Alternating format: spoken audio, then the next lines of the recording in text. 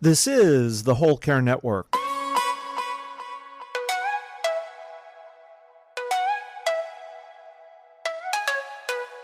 Helping you tell your story one podcast at a time. Content presented in the following podcast is for information purposes only. Views and opinions expressed in this podcast are solely those of the host and guest and may not represent the views and opinions of the Whole Care Network. Always consult with your physician for any medical advice, and always consult with your attorney for any legal advice. And thank you for listening to the Whole Care Network.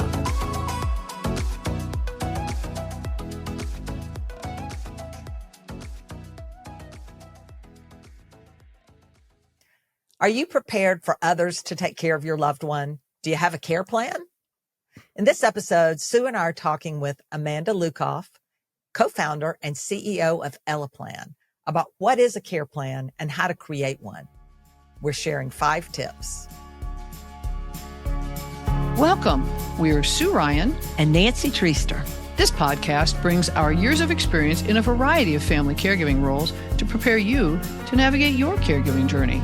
We're sharing our personal experiences, not medical advice. And because it's our passion to support you on your journey, we believe no topic is off limits. Let's get started.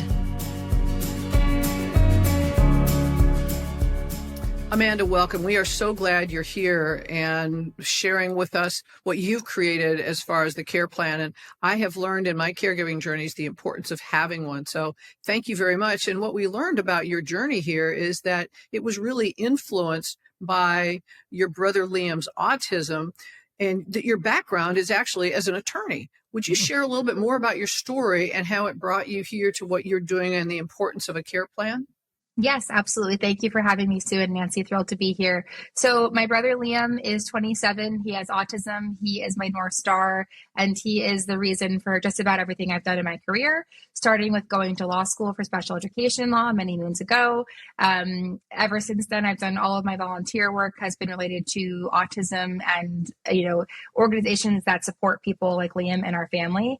My current business, Eleplan, was born out of a need I found in my own family, observing my parents' caregiving journey. As being 11 years older than Liam, I've been really able to have a front row seat to their experience as caregivers and understand the sort of challenges and triumphs that have come and continue to come with life with Liam. And so how do we capture the information that lives in my parents' brains so that I can take care of Liam well in the far future, and people that take care of Liam today can step in and know him. And when we think about a care plan and we go into the 5 tips, I want people to think about this is about the care recipient. It's about Liam, but it's for the caregiver. And so the goal of a care plan is to really unload some of the burden and overwhelm that comes with life as a caregiver and allow others to know your loved one the way you do. I like the way that you have highlighted that part of it, because that's really what it is. That in my experiences, the care plan was valuable because something could have happened to me, and I would want someone else who was going to come in the home to be able to provide the best level of care for my care receiver as possible and make it as easy for them. So the more information I had in all of the different ways that would help someone else and also help remind me, it was very valuable. So this is such a valuable part of our journey, whether we have it on pieces of paper or whether we've got it beautifully digitally preserved the way that you've got it. That leads us to tip 1, which is let's start with the basics of a care plan. So with basics, we're talking about what lets me leave the house today. Right. So if you need to step out for even just 30 minutes, right. And yes, you could be dealing with a situation where an emergency happens and you're not available to take care of your loved one. But even if you just want to run to the grocery store for 30 minutes or go to the gym for 30 minutes, what allows you to get that respite and bring somebody else in? We're talking about things like emergency contacts, medications, maybe high-level meal preferences, allergies that would need to be noted for short-term care, and medical conditions that are relevant for that period, right? So just kind of those quick nuggets of information that let you leave the house for 30 minutes. which is very, very helpful. In my first journey with a formalized care plan, I created a big notebook that I kept on the kitchen counter. And I had it all divided out by different topics and things like that. And I even had a flashlight in case, because we're in South Florida, if there's a storm.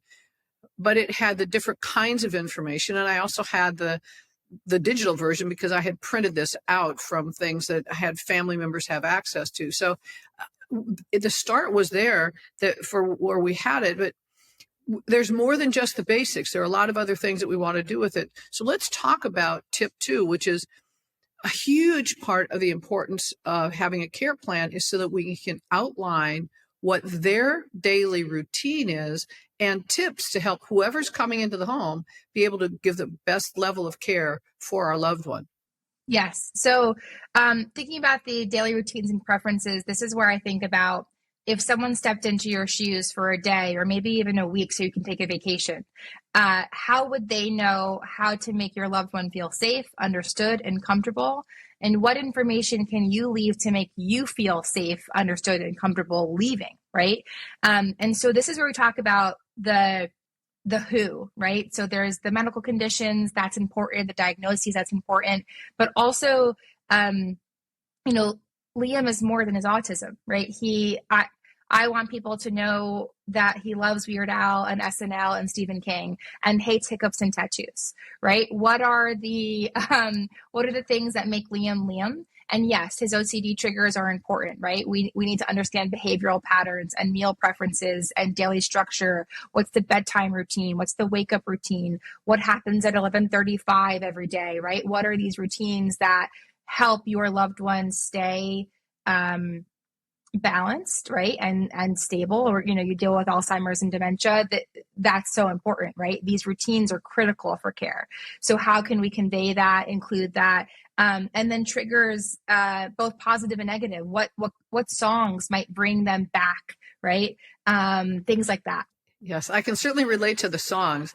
In one of our other podcast episodes, I shared a little bit about this, but when my husband, 100% Irish, and before he was diagnosed, there wasn't an Irish song that he did anything other than just sing with great joy.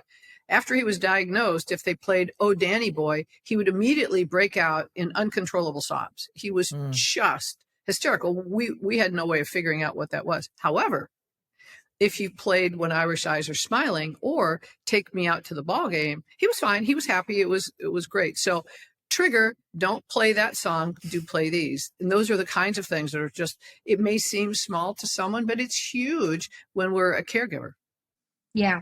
I think it's those things that we might take for granted as caregivers, right? Like what are those details and those nuances of our people that are so obvious and intrinsic to us because we live with them and love them, but that we can easily share with the right kind of care plan? Thinking about those nuances. One of the really, really, really valuable parts about a care plan, especially when someone else is coming into our home, is what do you do in the case of an emergency, which is tip 3, documenting for caregivers, what do you do in case of an emergency? Mm-hmm. This is where we're thinking about how can we calmly and clearly handle a crisis. We can all agree that more than any other scenario we talk about today, the vacations, the gym, the grocery shopping, right? These crisis situations are paramount and are the moments that require the greatest clarity. And so having the information teed up in your care plan for what happens in these moments is so important. Your care plan should be clear on what you consider an emergency. Right? Your emergency is different from mine, right? Liam could be somebody who has an episode that to an outsider could look like an emergency every day, but we know that that's just Liam being Liam on a Tuesday, right? So there are these nuances of what you consider an emergency. And then within that, when do you call 911? When do you call hospice? Is there another person that should be called instead before an ambulance comes? What's that process? What's the phone tree of people that we're calling and contacting?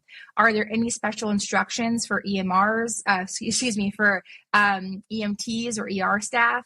And where are the key documents kept? Where are the medical documents? We'll get to that a little bit next, but when we're talking about a crisis situation, what documents are important to you to have handy? so others can easily access them and that information. And, I learned this one the hard way because we had to have an emergency that, we thought we were completely prepared for emergencies. Let's put it that way. My in-laws, both 90, living 3 miles away. They don't have a car. I took them to their doctor's appointments, to the grocery store, did their grocery shopping for them and everything. But my mother-in-law was the person who stayed with my father-in-law who had Alzheimer's. She was the at-home person all the time. Even though we had part-time caregivers who came in, she was the person who stayed at home. And she was mentally, still is, in very good shape, has some mobility challenges, but mentally in very good shape and still can get around. And so all of our trips to the emergency room for the past couple of years have been because of him. So we're in pretty good shape going to the emergency room when something happens to my father-in-law, because if he has to be admitted to the hospital, we can stay with him and deal with his situation because she's perfectly fine at home by herself until she wasn't. So one day she falls and it's 2:00 in the morning. She tells the EMTs when they get there to call me. They call me. And the first thing I say is, you can't take her to the hospital in the ambulance and leave him at home alone because he's got dementia. So all of a sudden we have a completely new situation. Like, what are we going to do? I said, you either need to stay there until I get there and can take him, or you have to take him in the ambulance with you because he's mid-stage dementia. He can't stay home by himself. So a whole new situation, 2:00 in the morning, trying to get my brother-in-law, my sister-in-law, who's going to take care of Pap because Pap doesn't need to stay in the hospital. They want to admit her, but there's no one to take care of him. And somebody needs to be with her as well. So just a complete debacle. So lesson learned the hard way. Lesson learned. Exactly. Right. So we got it all sorted out and, 3:00 in the morning and enough sorted out. Let's put it that way. And I came home and said, oh my goodness, I thought we were in good shape, but we're not. So I created a care plan for my mother-in-law, a care plan for my father-in-law, a care plan for my husband, a care plan for my mother, who is in perfectly good shape, lives in an independent living community, but you get a care plan too. Everybody gets a care plan. You get a care plan. You get a care plan. Everybody gets a care plan because we just really were, in bad shape. So I did put all those care plans out on a Google Drive, gave access to all the people, a handful of people that would be the ones most likely to need them. And then printed a copy, put them in the purple folders at everyone's house. There's in the purple folder, a care plan, in case of emergency as well.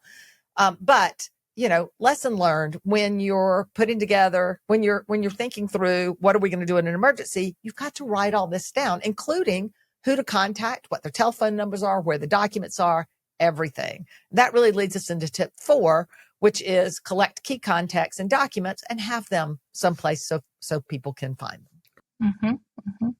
And this is, we're talking about, if there's an unexpected situation, like you just outlined, Nancy, or you just have to run out the door quickly and, you want everything in one place, or for your own sanity, you just know that it's there for whatever reason that comes up, right?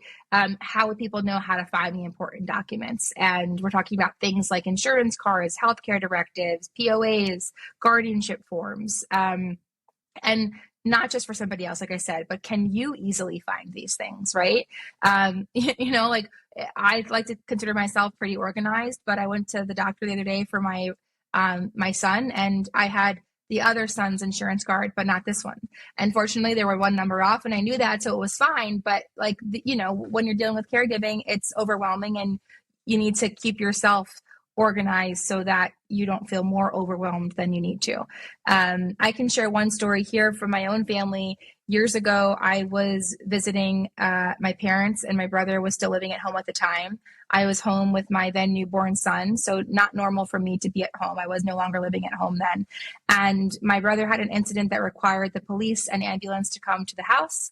Liam had to go to the hospital for psychiatric evaluation, and my mom went with him in the ambulance. My dad followed by car. And from the ambulance, my mom is calling and texting me with things like, On the second shelf by the phone, there's a pink folder with a guardianship document. Take a picture and send it to me. Okay, now go to my desk, sit in the desk, and the third drawer down is a yellow folder with his medication list. Take a picture, text it to me. Okay, there's a new medication this week that we got 4 days ago. I haven't updated the list yet. Can you go to the pantry? There's a big bin on the floor. Find the one that looks most recent, get a picture, and text it to me, right? I was home and I could send her these, but the obvious question is, what if I wasn't home? And sure, could my dad have turned the car around and gone back to the house and done this for my mom? Yes, but he's not thinking about that. He wants to be with his wife and son in a moment of crisis when, this was not a regular occurrence for us. This was really traumatic for our family and for most of all for Liam. And so getting this information at your fingertips so that in a moment of crisis or in a caregiving moment where you're running to the hospital or a doctor's appointment, it's on your phone. It's handy, right? And I think that even if my dad could have gone home, I don't think he would have been able to find the papers either, right? And after that, I said to my mom, it's great that you know where all these things are, but now we're talking about 3 different locations in the house for 3 different forms, all of which relate to his care.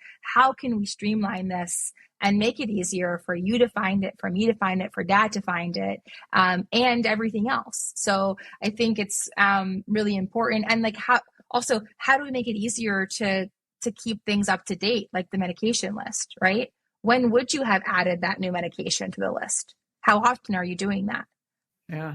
Those are such valuable tips. And I know in our journey, part of the reason that I created the first care plan is that if something happened to me, right, I wanted to make sure whoever came into the home was in the best position to be able to provide the best levels of care. I mean, I had done the obvious things. I had my husband registered with the police and EMTs, so they knew he had a dementia and they knew tips and things about it. I had file of life on the front door. I had a key on the outside of the house that only the EMTs had the code to so they could get in, so they didn't have to break into the home.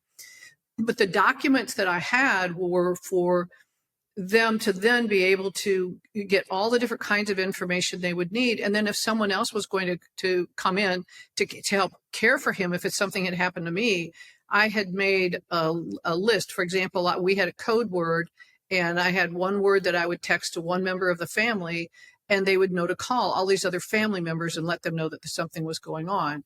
I had a list of different people who could come. Somebody could do an hour, somebody could do a half a day, but they all knew who each other was. So what we were doing is making it as easy as possible for people to have that. But again, while I had a Google Drive folder and all those things, and we can start anywhere. I mean, those were great at the time. The fewer touches we have and the easier it is to keep it updated, the easier it's going to be. And it's always going to be a work in progress. And I think that that's just such a valuable thing to start thinking about it and being intentional about it. And the things that you're doing to bring the care plan together are so that we're able to provide the best level of care for our loved one and also for those other people who may be caring for them if we can't care for them. And so that takes us to tip 5, which is keeping everything accessible and current. So here we're asking a question.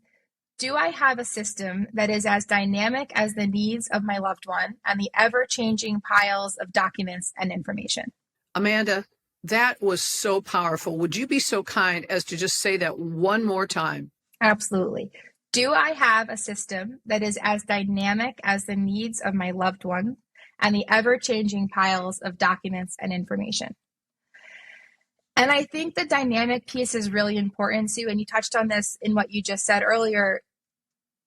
We as caregivers don't want to think very much about other people having to cover for us, right? It's a lot easier.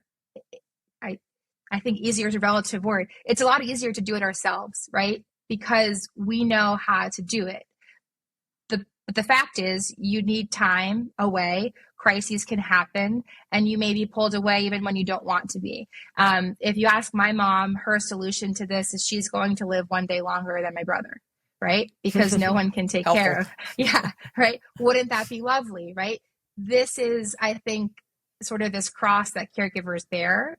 And so the dynamic piece of it for me comes into how can I allow caregivers to have more freedom? And the answer is a dynamic care plan, right? And so your care plan should be a living, breathing thing. It should evolve. It should be, updated, accessible by everyone that needs that information whenever they need it, whether it's a binder on your kitchen counter or on your nightstand next to a flashlight like Sue, or a Google Doc shared with family, or a platform like Eleplan that's digital. The most important thing is to keep it updated as things change. The care plan is only as valuable as the information you put into it. I'll say that one more time because I think it's so important. The care plan is only as valuable as the information you put into it. And, that's the hard part. In addition to creating a care plan, and by the way, when we talk about creating a care plan, Amanda and Sue have both said this. If it's just the basics, get the basics written down. Start somewhere, right? Yes. Write down the basics and at least start with that. But you do want to make sure that you have some sort of regular pattern to keep it updated. If you're keeping it manually or even on a Google Drive like I was, you have to put in your regular schedule to go out and keep it updated when medications change, preferences change. There is a lot to do to keep it updated. And I think I want to hear a little bit more about Eleplan, which is using a system to help you keep it updated so that you're keeping it in a more dynamic format. So can you tell us a little bit about that? Yeah, sure. So our goal in building Eleplan was to create a dynamic care plan. That was the number one goal. How do we create a dynamic care plan that is accessible and easy to update, and more importantly, easy to call upon the information in that care plan? So step one is to put the information somewhere, but step two is how do I get it out, right? How do I easily get that information back to me or another caregiver? And so with Eleplan, our goal is to enable caregivers to get that information in as few touches as possible and put it in as few places as possible. So we're, kind of a one-stop shop for all the information, all the documents, all the contacts, all the routines, all the members. You can permission people into the plan that need to have access to it. You can share with contacts. You can share the full care plan if needed. Or my favorite part is we use AI in a super safe way to basically call upon smaller nuggets of information. So maybe if I'm a respite caregiver for 30 minutes, I just need to know what mom might like for a snack. So I can say, hey, Ellie, what kind of snack should I give mom? Or I'm scrambling to fill out insurance forms and I forgot mom's blood type. Hey, Ellie, what's mom's blood type? Right? There are bigger things too, like you're preparing for a benefits audit or something like that. We can actually call upon the documents that are in your Eleplan. And so it's really about encouraging caregivers to put the information in one place, but then support them further by allowing them to utilize that information in the ways that matter most, in caring for and knowing our loved ones as best as we possibly can. You can learn more at www.eleplan.com. That's ELEPLAN.com. And Sue and Nancy know this, but I'm an open door and welcome any emails from your community. My email address is amanda@eleplan.com, AMANDA@ELEPLAN.com. And I'm happy to chat about anything. I know we've covered a lot today, and if I can leave you with one thing, if all you do today is write down 3 things, if you write down an emergency contact, or don't play Danny Boy for dad, or no tattoos for Liam, right? Whatever it is, you've done a great job, and you have to start somewhere. Like Nancy said, I have a note on my Post-it, just start.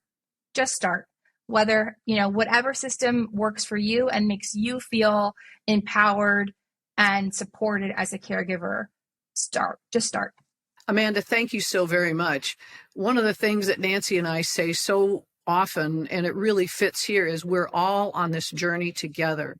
What we're doing with the care plan is looking at what's the most valuable support for our care receiver, what's the most valuable support for us, and what's the most valuable support for the care team supporting all of us. And again, to your point, whether we start off on a piece of paper or we've got this wonderful, beautiful digital plan, however we choose to do it, doing it helps everyone. And it's just really, really helpful. So thank you very much for your investment of time and for all the work that you're doing to support us in the community. Thank you, Sue. So let's summarize. Thank you, Amanda, for spending time today with us and helping us understand what's in a care plan, why we need a care plan, and how to create a care plan. All of that is critical to just getting one started. You know, understanding what we're even talking about here. When you hear the word care plan, sometimes you're like, I don't even know where to start. So today we talked about 5 tips. We talked about tip number 1, which was start with the basics and what those were. Tip number 2, outline preferences and daily routines, particularly when you have someone with dementia. That's really critical. Tip 3, document what to do in an emergency. Don't get caught flat-footed like Nancy. Tip 4, collect key contacts and documents. And tip 5, keep everything accessible and current, and easy ways to do that. Now, if you have tips about what to put in a care plan or how to create a care plan, please share those on our Facebook page or our Instagram page. The links are in the show notes. If you like this podcast, please share it. Please follow it, subscribe to it. We really, really appreciate it. We'll make sure that all the information on how to get to Eleplan and how to get to Amanda are in the show notes as well. We're all on this journey together. Yes, we are. Thank you, guys.